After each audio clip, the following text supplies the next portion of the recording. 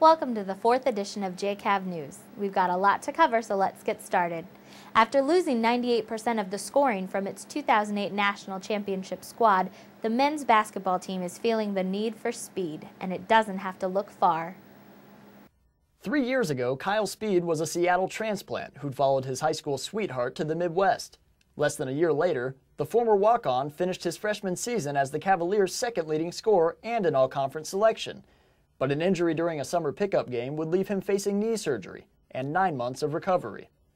It was probably the most difficult time in my life, for real, because I've never had a serious injury where I couldn't play, you know? And so I just looked at it like it was a test for me. While Speed's injury would keep him off the court for the entire season, he was not deterred away from his leadership role on the team. I tried to find other ways that I could help, even though I knew I couldn't physically help them on the court. You know, maybe I could represent them in other ways. You know, Coach might get on them and tell them something, but then I could come right behind Coach and kind of pick them back up. And they respected me enough that they would listen to it. Head coach Mike Jeffers described Speed as the best leader he's had in 19 years of coaching. It was that fearless leadership that prompted him to challenge his teammates this year after a concerning preseason finale.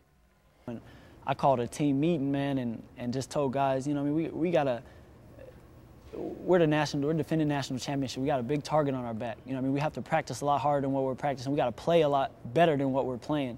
And the very next day, you could see that it had changed. The very next day in practice, you could see the change in their mindsets that winning a national championship was everyone's goal. It's been a long road back for the team's lone preseason All-American, but he'll tell you that it wasn't a question of if, but how. It's all about hard work, man. That's really what it comes back down to, just hard work. You know, and if you want something bad enough, you'll go get it. The Cavaliers are off to another fast start this season, and while there are still plenty of questions left to be answered, there's really only one left on my mind. Just how fast is Kyle Speed?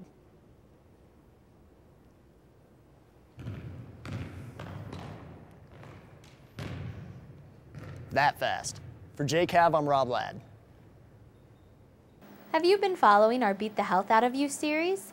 Samaya Anani is ready to bring you back up to speed. I formulated 7 key habits, a holistic approach to health for your mind, your body, and your spirit. And I wandered around campus asking both students and faculty what they thought I meant by these 7 habits. Check this out. Round 1, nutrition. What we eat affects how we live, how we feel, how long we live, how well we live. Round 2, exercise and physical fitness. Activity and physical exercise affects the brain, the neurons, the functioning of the body. Round 3, personal growth and education. Learn for the sake of learning, whether it's ballroom dancing, whether it's starting your own business, entering a job club. It makes me feel better, too, as a human being, kind of like a natural endorphin. Round 4, family and community. The very act of becoming involved with someone beyond yourself, knowing their needs, helps you have a better, more fulfilled life. I think every person in the world needs to do something good for the others. Round 5, environment. We all have to try to remember that our earth is our children's and our grandchildren's. Our environment is basically crashing down around us because we are running out of resources. Round 6, global activism. We're all interconnected on this planet, that we can't ignore other people and their issues and problems. Round 7, spirituality. Spirituality means where you're at one with yourself and you know, who you are to the world. Being at peace with yourself and with, you know, whatever your belief system is, whether it be believing in Christ or, you know, a higher power, or, you know, even if you don't believe in a higher power. My faith, believing in God, trusting in God, looking Him to guide me through the process of my daily life is very important to me. Waking up every day and going, I'm a part of the world, I'm a part of what's going on, I feel a connectedness to what's happening. I do not think I could have said it better myself.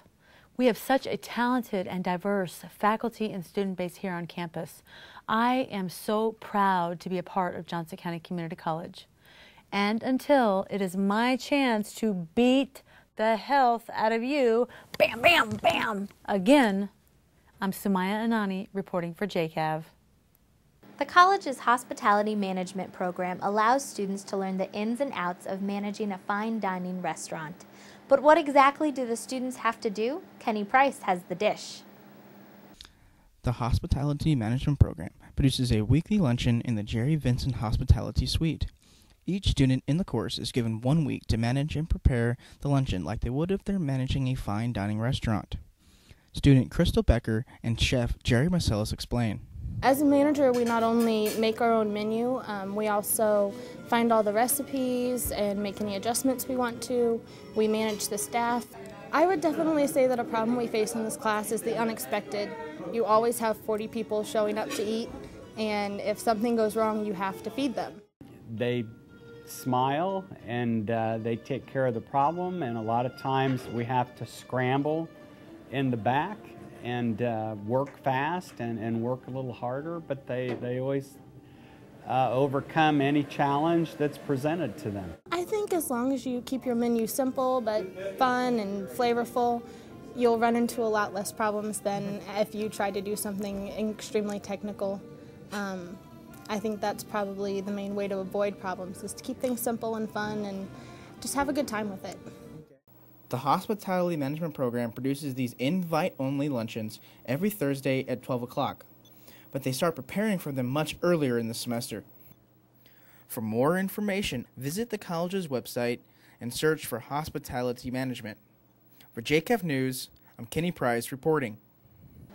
And now, here are some news stories that were contributed by our own basic video production class. Hi, I'm a Mac, and I'm a PC. You've seen the commercials, you've heard the debate. With Apple's increasing market share, what do students and faculty really prefer?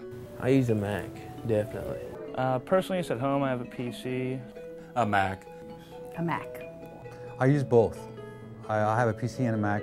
I use a Macintosh at home. Out of 3,800 computers on campus, 10% are Apple products. What are these used for, and what do our students and faculty really think? Every professional recording studio I've worked in, here or in Nashville, is always 100% Macintosh.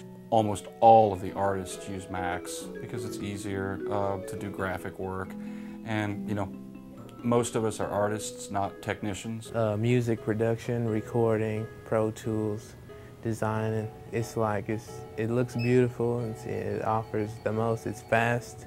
For print, brochures, catalogs, and so forth, advertising, where things have to be sent to printers and put together in software programs for publication like InDesign, and I use Photoshop and Illustrator, and they work fluidly on the Mac. The Windows system has been great that we've used here. When Windows XP is able to do all the normal routine jobs that we have required of us. I just enjoy the pleasantries of the Macintosh operating system, the smoothness of the user interface. PC is being used for enrollment, application processing. PC really is married to our business process on campus, on any campuses in nations. So PC is the essential part of the process of business of this campus. While PCs make a great lab machine, are preferred for programming, and are essential for the business side, Apple is clearly gaining popularity throughout the campus. With JCAV News, I'm Alex Kranjek.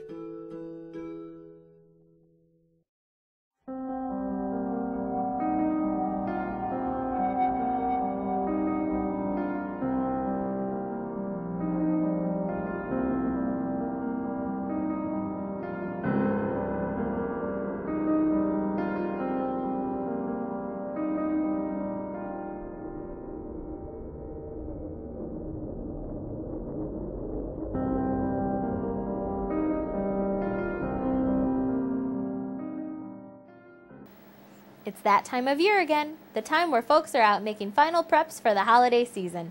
But it's also time to prepare for Old Man Winter's arrival. Nick Dutcher has the story.